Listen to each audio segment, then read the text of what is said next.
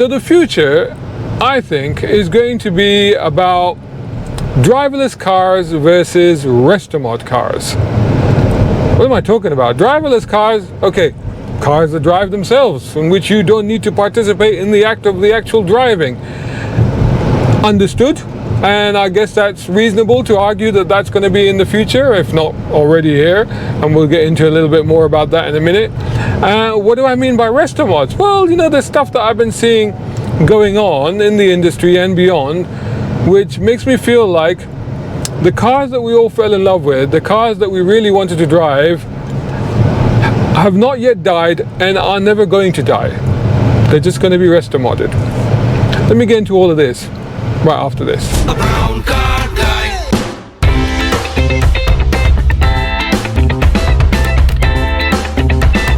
Brown car guy. Okay, so as I drive around London, honestly, I've said this before in other videos, but I'm going to say it again in this video. Driving around in London is terrible.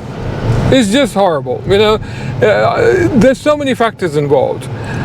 It's the fact that, you know, you can't really open up the car anymore, you can't really have fun with the car, but there is so many cameras, there's so many restrictions, there's so much traffic, there's a very variable standard of driving. Let's be honest, I do think it has gotten worse in the last, 20 years or so. But the main thing is that then when you drive around in London, honestly, you fear for your license.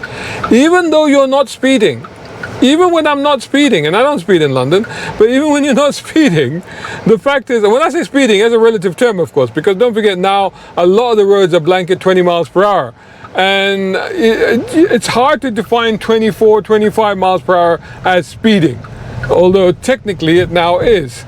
But anyway, the point being exactly that, in that it is absolutely nerve-wracking, because you feel like they're just waiting to get you. You just feel, as you're driving around London, you just feel London is out to get you. You know, it's out to get you and your driving license. That's what it's about. So it's nerve-wracking. It's no fun. And honestly, it's no fun. And, I was having this conversation about, as those of you that follow me know, that I sold, sadly, my BMW E30 1989 BMW 325i beginning of last year, actually early last year, and I'm still missing it. And there was that engagement, there was that, direct connection with the car, where, really you could feel the driving, you could feel what it was doing. And I'm missing that, and I still haven't bought anything. And I was chatting to a friend of mine, and we were talking about the Civic Type R, and obviously not the new ones. They're a bit out of my budget. Oh, actually, to be honest, everything's out of my budget right now, let's be honest. But you look at some of the older ones and you think, oh, maybe. But then the thing is like in London, because of the way the Type Rs were configured, i.e. they were like, the VTEC system where, you had to really rev the nuts off them to get they were high revving cars, and you didn't really get the best out of them until you revved them hard, near the top of the rev range. But the trouble is with 20 miles per hour limits everywhere, you're already exceeding the speed limit by the time you're getting anywhere near the fun zone of the car, right? So what's the point? But as my friend pointed out, is that, well, yes, but even at lower speeds, you're still getting, the aspects of the car which are visceral, which are basic, which are engaging. You still have the regular steering, you still have the manual gearbox, you still will feel the car. And I was like, yeah, that's actually a really good point. You're still going to feel all those things. All those things are still going to be there, even though you're not going to be enjoying it at its potential, at its top end, but you're still going to be enjoying it in the sense that it'll still be a fun car, to pedal around in. That's for sure. Because, it's a regular old school car. Now, with these modern cars, that's all being dulled down. So on the one hand, you're driving around London, fearing for your license, not really enjoying yourself. And then on the other, okay, it could be argued that these cars, because they're automatic and everything, and they got all these ADAS systems, that they're making your life easier, but they're also taking away that engagement, that interaction with driving. Check out Brown Car Guy's latest novel, Silent Ruin. Action, adventure, spies, betrayal, romance, plus of course cool cars and car chases. It's got the lot. And don't forget How to Be an Automotive Content Creator, the ULEZ Files, and Quantum Races. All Brown Car Guy's books are available on Amazon and Kindle Unlimited. So that brings me to driverless cars. Now, I don't believe that we have what we call level 5, which is fully autonomous cars, available to the consumer at the moment. Yes, we do have taxis. They have them in America. The robo-taxi is apparently being launched soon in some parts of America.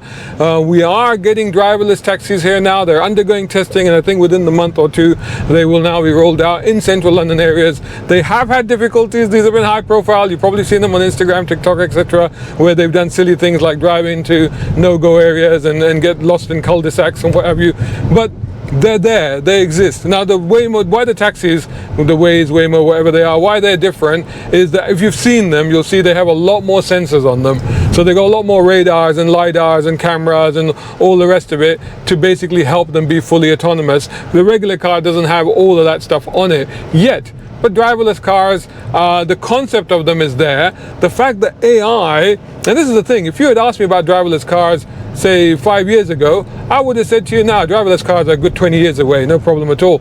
But having seen the pace at which AI is evolving and developing, and the fact is that you need a level of intelligence. It's not just the cameras and the programming to be able for a car to drive, but the level of understanding, intelligence, anticipation, that's all coming with AI. So honestly, I think that when I say fully autonomous level 5 cars available to Joe Public, to normal people, not taxis but regular cars, then yeah, I think they're probably 5 to 10 years away, perhaps even sooner.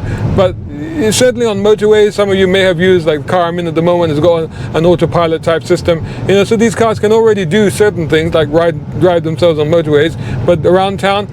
Now, so the driving is getting harder, the cars are getting less interesting, and driverless cars are coming. And also, why are we against driverless cars? Because the fact is that we all grew up watching Knight Rider, and Knight Rider was a driverless car. In a sense, it could drive itself, right? It didn't really need Michael Knight, aka David Hasselhoff, or David Hasselhoff, aka Michael Knight, in the car. It could do it all itself, so it didn't really need them. But as I posted a short about this, and I was like, surely we would embrace driverless cars because that's what we wanted. We wanted KITT, I should say, Knight Industries 2000, since our childhood. A car that could drive, our friend, that could talk to us, that was AI, that could drive itself, and those cars are coming. So why are we so upset? And as somebody pointed out, it's like, yes, if you watch the series, you remember there were actually very few instances when Michael was in the car and he wasn't driving. Very few, like when he was asleep and stuff, that's the only time. But otherwise, it was always him driving. Like he would summon KITT, so it was like Lone Ranger and his faithful horse. So he would summon KITT, and KITT would drive himself to Michael. But then when Michael jumped in, he would then drive the car.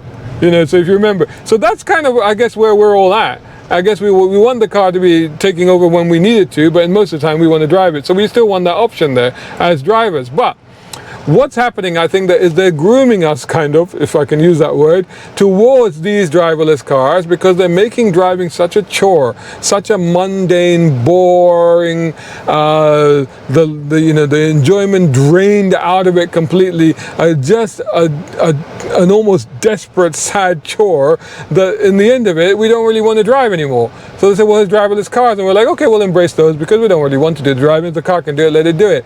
And that's a real shame. So we're taking that away. However, so in the future, you're thinking, well, that is the future. That's where we're going. We're going to have driverless cars, and that'll be that. But there's something else that's going on, and we're seeing a lot of classics. We're seeing a resurgence in classics. We're seeing a lot of younger generation getting into classics. The trouble with classics, obviously, is that the people that know how to fix them are dying out. So that's getting harder and harder to maintain them. Parts are getting fewer and fewer. And also, even though the younger generation are getting into the cars, but they still like their features. They still like connectivity. They still want their phone to connect to it. They still want the car to be easy to use. They don't want to know how to fix it, etc. I'm the same. I'm not a DIY guy. I don't know how to fix a classic car. I like a classic car, but I don't know how to fix it. But so what we're ending up with is this fusion of new and old, and this is where we are ending up with Restomods, because Restomods are precisely that, where you have a car that looks like a classic, but it's been updated in some way. So whether that's just a new engine in it, or whether that has got more sophisticated braking, better suspension, better steering, fruitier exhaust, obviously a better engine, you know, maybe the car's been upgraded with some other systems, like it's got all-round cameras on the car. You know, the E46 that I drove recently, a 330i by eBay. eBay has upgraded that to, you know, to have, you know, cameras and sensors and a better stereo and stuff on it. So, you know, this is what's happening. And recently when I went to the one of my favorite shows, the London Concourse at the Honourable Artillery Company in central London, and they had an entire, well, they call it remastered. They always find a different name. Like, they don't say modern classics, they say old timers, and then they don't say Restomods, they say remastered. But basically they were Restomods. And the idea was that they were classic looking cars or classic cars, but then upgraded with modern stuff. You know, whether that's built from scratch or, you know, from the ground up, or whether that is like the Mini that was there, like the R33 Alpha S type car, or, you know, the other cars were just, you know, they've just been upgraded. If you found this video useful or entertaining, support the Brown Car Guy channel at these links. Hit like, leave a comment, and make sure you're subscribing. But in essence, what we're talking about is Restomods. And I think that that makes perfect sense, because what you have, as with, like, you know, there's a company that is making electric versions of classic cars. It's a bubble car type thing that is, I forgot the name, but I'll put it on the screen, that is actually a modern electric car. There's a company called Charge Cars, which is taking heritage Mustang body shells and then creating an entirely new car, which is actually electric. So what these companies are doing, they're like, okay, well, we know you like these classic shapes. And in some cases, we know you like this classic driving interaction, but we'll upgrade it. And I think, and we'll give it something more reliable. I mean, even a classic Mustang, you can put a modern Coyote engine in it, which is obviously more reliable than the original engine, and better cooling and all the rest of it. And you can use it as a daily driver.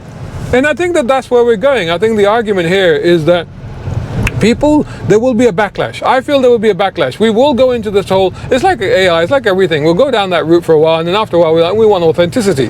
You know, I use the heck out of AI, but I know at some point, you know, I'm thinking like, oh, can I replace myself with an AI presenter? But at some point, I'm like, no, people want an authentic presenter, you know?